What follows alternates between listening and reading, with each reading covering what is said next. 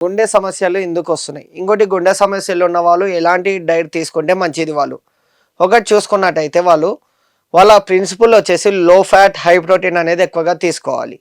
ఈ recent survey ఏదైతే 2024లో జరిగిందో ఆ సర్వేలో ఎక్కువ గుండె సమస్యలు ఎవరికి వచ్చినాయంటే బిట్వీన్ 18 years to 28 years ఉన్న వాళ్ళకి హార్ట్ స్ట్రోక్స్ కానీ హార్ట్ అటాక్స్ కానీ లేదా గుండెకి సంబంధించిన సమస్యలు కానీ ఇవి ఎక్కువగా వచ్చినాయని చెప్పడం జరిగింది WHO వాళ్ళు.